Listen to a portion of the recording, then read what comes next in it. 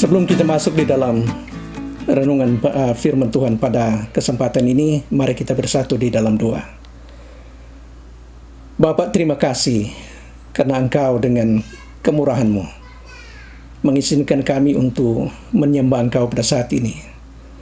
Dan juga di dalam penyembahan kami akan membuka firman-Mu ya Tuhan, yang adalah makanan rohani kami, yang adalah kekuatan bagi kami, dan juga adalah terang di dalam kehidupan kami. Kami mohon ya Tuhan supaya firman-Mu itu sungguh-sungguh menjadi berkat bagi kami semua. Berikanlah hikmat surgawi bagi hamba-Mu yang akan memimpin, begitu pula yang kami akan mendengar. Di dalam nama Tuhan Yesus kami berdoa mengucap syukur. Amin. Selamat datang untuk bersama-sama dengan kami di dalam renungan firman Tuhan. Pada kesempatan ini kita akan merenungkan ayat yang terdapat di dalam Ibrani pasal 9 ayat 27 yang berkata demikian. Dan sama seperti manusia ditetapkan untuk mati hanya satu kali saja, dan sesudah itu dihakimi. Ini satu ayat yang kebanyakan di antara kita pasti sudah hafal. Kalau keluarga kami, saya sendiri, saya dibesarkan tentu saja di Filipina. Sejak saya masa kecil, saya berpikir dan saya diajar bahwa hanya ada satu kebangkitan dan hanya ada satu penghakiman. Sehingga beberapa hari yang lalu, pada waktu saya mendengarkan satu orang yang mengajarkan bahwa melalui internet, bahwa hanya ada satu kebangkitan dan juga hanya ada satu penghakiman. Dia menyamakan, mempersatukan semua penghakiman. Berarti orang yang tidak percaya dan orang yang percaya akan diadili atau akan dihakimi pada saat yang sama. Karena hanya ada satu kebangkitan umum dan juga begitu pula dengan penghakiman. Nah, seakan-akan memang seperti biasa saja. Nah, mungkin saudara-saudara belum tahu bahwa sebenarnya sebagian besar dari orang-orang Kristen dan juga ada sebagian dari agama yang bukan orang Kristen, tetapi mereka juga percaya demikian. Nah, apakah benar bahwa hanya ada satu penghakiman atau pengadilan? Atau apakah benar bahwa hanya ada satu kebangkitan? Bahwa itu akan terjadi bersamaan untuk semua orang, baik mereka yang percaya atau mereka juga yang tidak percaya. Nah, saudara-saudara, yang pertama yang kita akan lihat, keberadaan daripada orang pada waktu kita meninggal. Kita lihat dulu apa yang dikatakan di dalam firman Tuhan tentang orang percaya. Nah, kalau orang percaya dikatakan oleh dalam firman Tuhan, Rasul Paulus dia berkata, tetapi hati kami tabah dan terlebih suka kami beralih dari tubuh ini untuk menatap kepada Tuhan. Ini dalam 2 Korintus pasal 5 ayat 8. Dia berkata bahwa kalau kita beralih dari tubuh ini, berarti roh dan jiwa itu beralih dari tubuh ini. Alkitab berkata bahwa kita akan menatap kepada Tuhan. Sehingga dengan keyakinan ini, Alkitab selanjutnya pada waktu tulisan Rasul Paulus dalam Filipi, jemaat di Filipi, pasal 1 ayat 21 sampai 23 dia berkata, karena bagiku hidup adalah Kristus dan mati adalah keuntungan. Ayat 22. Tetapi jika aku harus hidup di dunia ini, itu berarti bagiku bekerja memberi buah. Jadi mana yang harus kupilih? Aku tidak tahu. Ayat 23. Aku didesak dari dua pihak. Aku ingin pergi dan diam bersama-sama dengan Kristus. Itu memang jauh lebih baik. Nah, saudara-saudara, kita melihat di sini bahwa apa yang diterangkan oleh Rasul Paulus seakan-akan memang dia itu satu kerinduan daripada Rasul Paulus bahwa kalau dia mati, memang kematian itu bukan sesuatu yang menakutkan sebenarnya bagi orang Kristen. Walaupun pada saat ini kita semua agak takut keluar karena kita tahu bahwa ada virus. Dan memang kita juga selama kita masih bisa menghindari kematian, bukan berarti Karena memang kematian itu adalah keuntungan, atau kita bersama-sama dengan Tuhan. Kalau kita meninggal, kita harus cari kematian. Nah, Rasul Paulus juga berkata demikian. Misalnya di dalam 1 Tesalonika pasal 4 ayat 16. Ini tentang kebangkitan yang akan datang. Sebab pada waktu tanda diberi, yaitu pada waktu penghulu malaikat berseru dan sangkakala Allah berbunyi, maka Tuhan sendiri akan turun dari surga, dan mereka yang mati dalam Kristus akan lebih dulu bangkit. Nah, ini satu ayat yang membuktikan bahwa kebangkitan daripada orang-orang yang percaya ini lebih dulu dibangkitkan.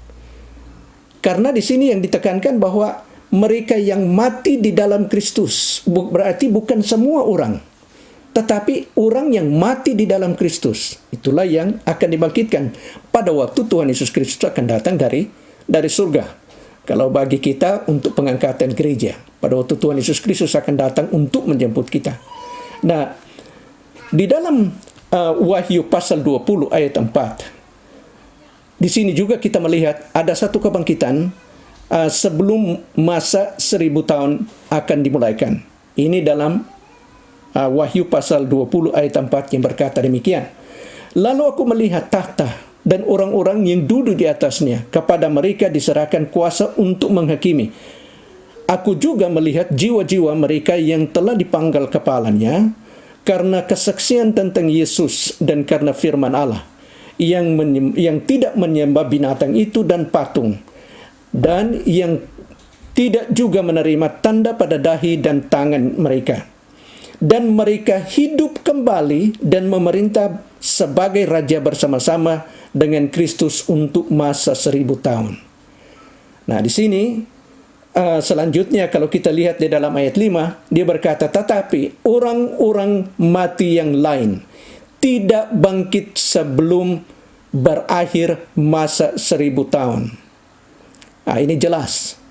Berarti Alkitab, walaupun Alkitab berkata bahwa sudah ditentukan mati satu kali dan sesudah itu penghakiman, bukan berarti bahwa penghakiman itu akan terjadi atau kebangkitan itu akan terjadi seluruh satu kali saja. Karena di sini dengan jelas Alkitab berkata, tadi kita baca tadi bahwa ada kebangkitan bagi mereka yang ada mati di dalam Kristus. Berarti orang yang mati di luar daripada Kristus belum akan dibangkitkan. Dan ini terbukti seperti apa yang kita baca juga di dalam Wahyu pasal 20 ayat 4 sampai ayat 5, bahwa mereka itu yang memang tidak akan memerintah, tidak ada bagian memerintah bersama-sama dengan Tuhan Yesus Kristus selama 1000 tahun, itu mereka dibangkitkan sesudah masa 1000 tahun. Nah, saudara-saudara, kalau bagi kita memang melihat di dalam firman Tuhan, saya sendiri yakin dan percaya bahwa penghakiman untuk orang-orang percaya, yaitu kursi pengadilan Kristus, bagi kita orang-orang yang selamat atau orang-orang Kristen, itulah sebenarnya pengadilan yang nanti kita akan menghadap kepada Tuhan. Nah, apakah bedanya? Apakah ada perbedaan antara kedua ini? Tahta pengadilan kursi Kristus atau Bema Seat Judgment, dan itu yang dikatakan tahta putih. Nah, biasanya orang-orang itu mereka berpikir, oh itu satu saja, Pak. Nah, sekarang kita lihat perbedaannya. Kalau kursi pengadilan Kristus atau yang disebut di dalam bahasa Yunani Bema, orang-orang akan perbuatan mereka itu diuji. Perbuatan mereka yang diuji. Ini di dalam 1 Korintus pasal 3 ayat 12 yang berkata demikian. Antakah orang membangun di atas dasar ini dengan emas, pirak atau batu permata, kayu, rumput kering atau jerami? Sekali kelak pekerjaan masing-masing orang akan nampak, karena hari Tuhan akan menyatakan, sebab ia akan nampak dengan api, dan bagaimana pekerjaan masing-masing orang akan diuji oleh api itu. Jika pekerjaan yang dibangun seseorang tahan uji, ia akan mendapat upah. Jika pekerjaannya terbakar, ia akan menderita kerugian, tetapi ia sendiri akan diselamatkan, tetapi seperti dari dalam api. Nah, coba perhatikan saudara-saudara. Kalau kursi pengadilan Kristus yang diperuntukkan untuk orang-orang percaya pada zaman kita sekarang, ini adalah sebenarnya yang diuji adalah perbuatan kita, pekerjaan-pekerjaan kita, apa yang kita lakukan selama kita hidup di dunia ini. Nah, kalau kita lihat untuk pengadilan tahta putih yang dikatakan di dalam Wahyu pasal 20 ayat 12, yang berkata demikian, dan aku melihat orang-orang mati, besar dan kecil, berdiri di depan tahta itu, lalu dibuka semua kitab, dan dibuka juga sebuah kitab yang lain, yaitu kitab kehidupan. Dan orang-orang mati dihakimi menurut perbuatan mereka, berdasarkan apa yang ada tertulis di dalam kitab-kitab itu. Nah, saudara-saudara, yang perbedaan yang sangat besar di sini, kalau kursi pengadilan Kristus, yang adalah untuk kita sekarang, yang diuji adalah perbuatan kita. Sedangkan kalau tahta putih adalah oknumnya, dan dia akan dihakimi menurut perbuatannya. Nah, selanjutnya kalau kita melihat, misalnya di dalam ayat 12, dia berkata, ini Wahyu pasal 20 ayat 12, dan aku melihat orang-orang mati, besar dan kecil, berdiri di depan tahta itu. Lalu dibuka semua kitab, dan dibuka juga sebuah kitab lain, yaitu kitab kehidupan. Dan orang-orang mati dihakimi menurut perbuatan mereka, berdasarkan apa yang tertulis di dalam kitab-kitab itu. Berarti ada kitab-kitab dan ada yang satu kitab. Kalau yang kitab-kitab itu adalah catatan dari semua perbuatan daripada manusia, di mana orang itu, misalnya orang yang tidak percaya, dia akan menderita, dia akan dihukum menurut dosanya, menurut perbuatannya. Nah, sekarang bagi kita sekali lagi pekerjaan yang kita lakukan itu yang diuji. Tujuannya ialah supaya kita mendapat upah. Bukan oknumnya, tetapi pekerjaan yang dilakukan. Baru kita akan mendapat upah. Sedangkan yang di sebelah lain. Karena dia akan dihukum, oknumnya itu akan dihukum sesuai, dia akan menderita di neraka sesuai dengan perbuatannya. Sedangkan kita ini, kalau kita melihat, sebenarnya penghakiman dosa kita itu terjadi, sebenarnya sudah terjadi dalam kehidupan kita. Dalam Yohanes pasal 3 ayat 18, dia berkata, barang siapa percaya kepadanya, ia tidak akan dihukum. Barang siapa yang tidak percaya, ia telah dibawa hukuman sebab ia tidak percaya dalam nama Allah. Nah, ini jelas. Berarti penghakiman yang menentukan apakah saya akan ke surga atau apakah saya akan binasa di lautan api yang kekal, itu sebenarnya terjadi pada waktu saya mengambil keputusan apakah saya percaya Yesus yang mati untuk saya atau tidak.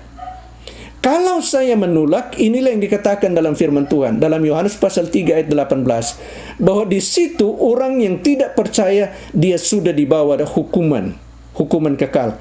Bagi yang percaya, dia sudah memiliki hidup yang kekal, berarti dia sudah tidak dibawa hukuman. Ini ditambah dengan Yohanes pasal 5 ayat 24 yang berkata demikian, aku berkata kepadamu, sesungguhnya barang siapa mendengar perkataanku dan percaya kepada dia yang mengutus aku, ia mempunyai hidup yang kekal dan tidak turut dihukum, sebab ia sudah pindah dari dalam maut ke dalam hidup. Ini yang terjadi. Coba perhatikan di sini, di dalam ayat ini. Kembali lagi, Yohanes pasal 5 ayat 24. Dia berkata bahwa mereka yang percaya kepada dia yang mengutus Tuhan Yesus atau kepada Tuhan Yesus, ia mempunyai hidup yang kekal. Dia memiliki hidup yang kekal. Dan dia berkata, dan tidak turut dihukum. tidak turut dihukum karena penghukuman untuk dosa kita sebenarnya sudah terjadi di dalam pribadinya Tuhan Yesus Kristus pada waktu Tuhan Yesus Kristus menanggung dosa kita di dalam tubuhnya. Dia membawa itu di atas kayu salib dengan kematian Tuhan Yesus Kristus. Sebenarnya semua hukuman terhadap dosa yang kita lakukan itu sudah dibayar oleh Tuhan Yesus Kristus di atas kayu salib. Itulah sebabnya orang yang percaya tidak lagi akan dihukum. Malah dia sudah berpindah dari maut ke dalam hidup. Ini yang dikatakan dalam Yohanes pasal 5 ayat 24. Kolose pasal 1 ayat 13 sampai ayat 14. Ia telah melepaskan kita dari kuasa kegelapan dan memindahkan kita ke dalam kerajaan anaknya yang kekasih. Berarti kita dulu berada di dalam kerajaan kegelapan, tetapi sesudah kita percaya kita berpindah ke dalam kerajaan anak, kerajaan terang. Kalau dulu kita dikuasai oleh iblis, sekarang kita sudah berada di dalam tubuh di dalam Kristus. Kalau dulu kita adalah anak-anak durhaka, sekarang kita adalah anak-anak Allah. Kita menjadi anak-anak Allah karena kita beriman kepada Tuhan Yesus Kristus. Kita berpindah di dalam satu status ke status yang lain.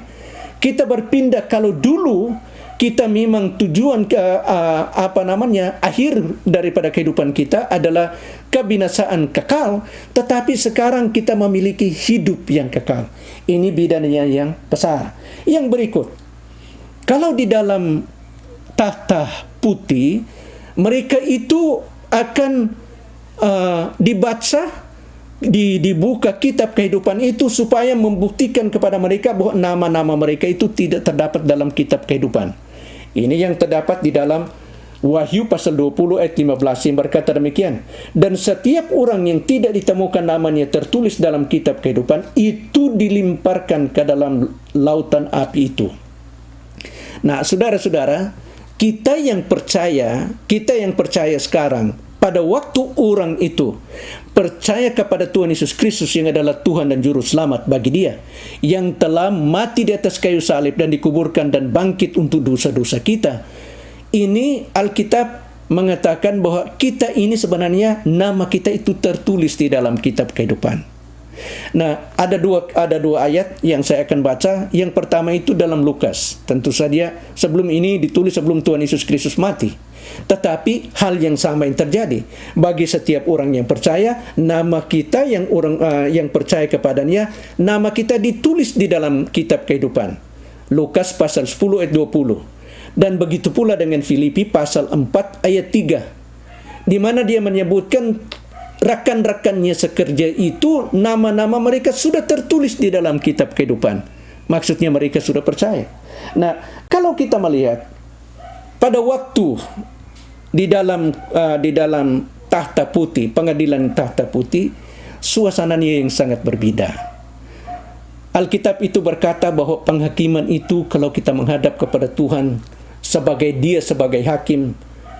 Ibrani pasal 10 ayat 27, dia berkata, tetapi yang ada ialah kematian yang mengerikan, akan penghakiman dan api yang dahsyat yang akan menghanguskan semua orang durhaka. Ini di dalam Alkitab dikatakan bahwa kematian yang mengerikan. Kalau kematian sekarang, bisa saja kita mendapat kematian kalau kita kena virus. Mungkin kita tidak bisa gambarkan itu sebagai kematian yang mengerikan. Banyak orang yang mati itu dengan damai. Banyak orang yang mati hanya tidur, kemudian mereka tidak bangun lagi. Atau ada orang yang hanya duduk, kemudian dengan tenang dia menghembuskan nafasnya. Tetapi yang digambarkan di dalam ayat ini, Alkitab itu menggambarkan tentang penghakiman yang akan datang, yaitu di dalam tahta putih, ialah penghakiman yang kematian yang dahsyat, kematian yang mengerikan. Sampai di dalam ayat 31 dia berkata, ini dalam Ibrani pasal 10 ayat 31, ngeri benar kalau jatuh ke dalam tangan Allah yang hidup. Ngeri benar. Kematian dan penghakiman yang dahsyat, penghakiman yang sangat mengerikan. Sedangkan kita ini menghadap kepada Tuhan berbeda sekali. Kita menghadap kepada Tuhan, Rasul Paulus itu berkata di dalam Titus pasal 2 ayat 13, dia berkata demikian, dengan menantikan penggenapan pengharapan kita yang penuh bahagia. Dan pengharapan kita yang penuh bahagia, penyataan kemuliaan Allah yang maha besar dan juru selamat kita Yesus Kristus. Saudara-saudara, kalau kita menghadap kepada Tuhan, pada waktu kita menghadap Tuhan untuk kursi pengadilan Kristus dan pekerjaan-pekerjaan kita diuji, itu memang sebenarnya kalau kita meninggal, itu kita katakan itu pulang rumah Bapa. Dan pada waktu kita menghadap untuk menerima pahala, saya tidak memikirkan itu seperti apa yang dikatakan di dalam Titus pasal 2 ayat 13 tadi, bahwa ini sesuatu pengharapan yang penuh bahagia. Yang mana Rasul Paulus itu mengidam-idamkan waktu di mana kita akan bertemu dengan Tuhan Yesus Kristus.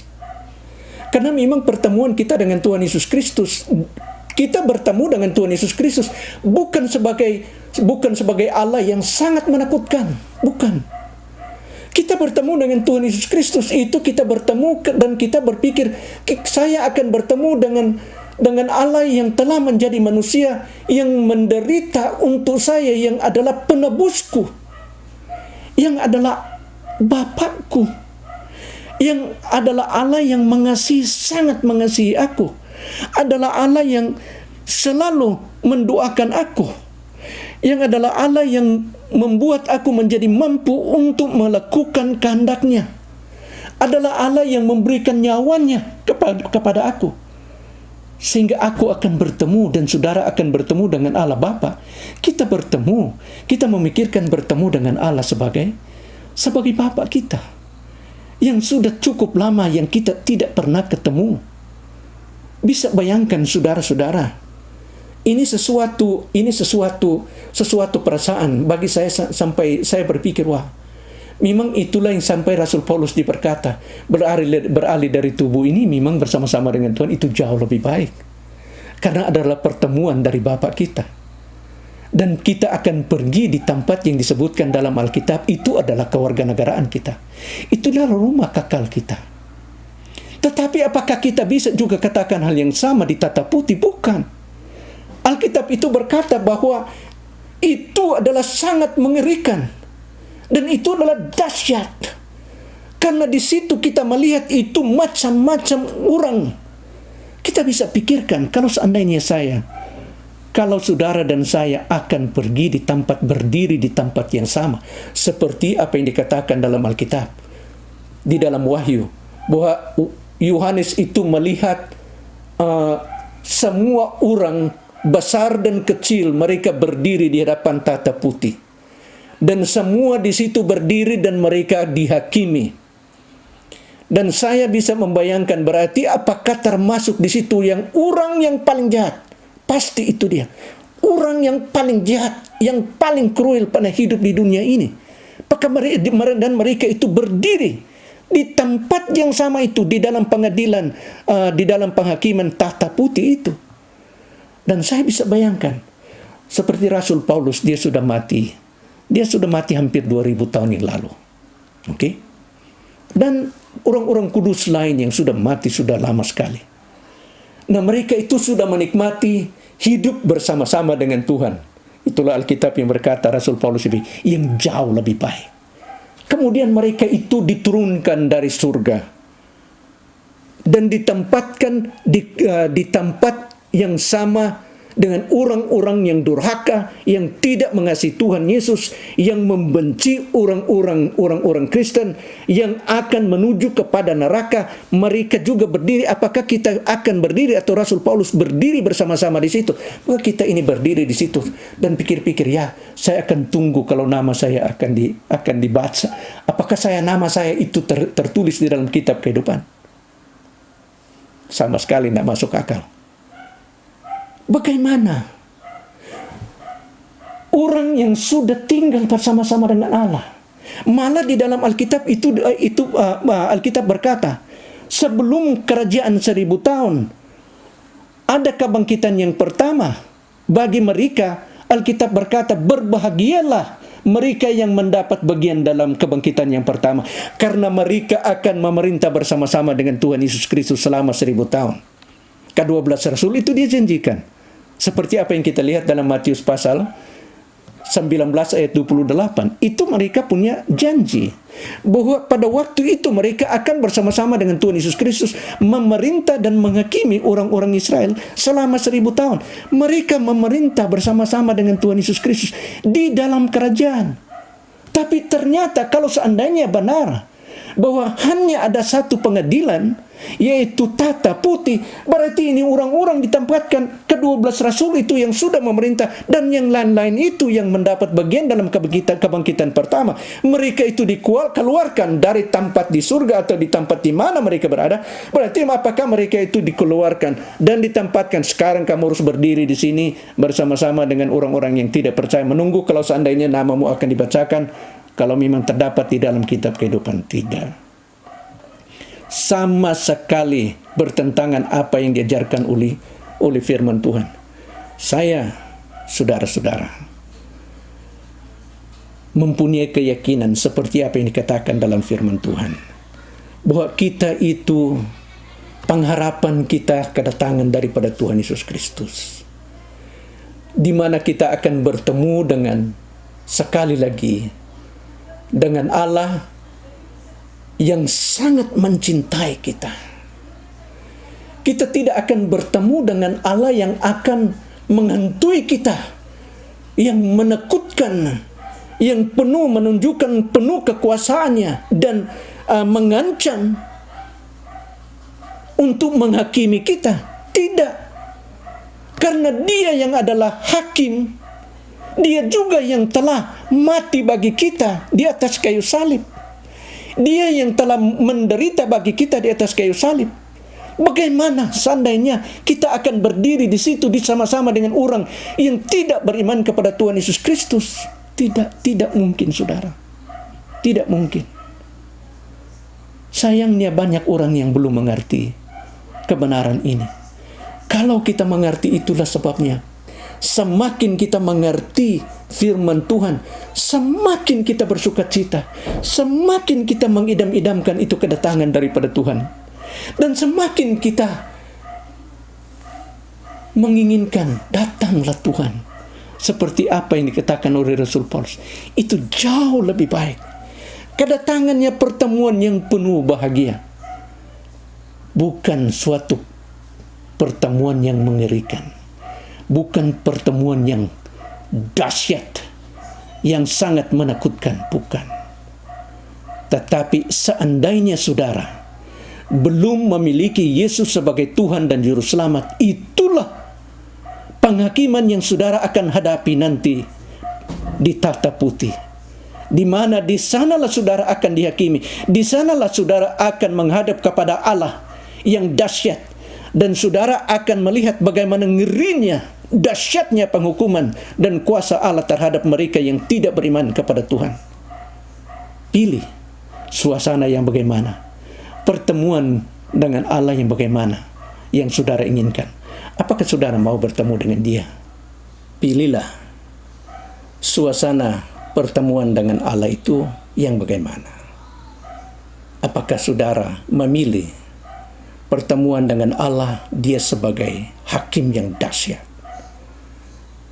sesuatu hal yang sangat mengerikan, karena Anda akan menghadapi Allah yang menghakimi Anda, Allah yang mengetahui dan Allah yang mencatat segala perbuatan saudara selama di dunia ini, segala dosa dan segala kejahatan yang yang Anda lakukan di dunia ini.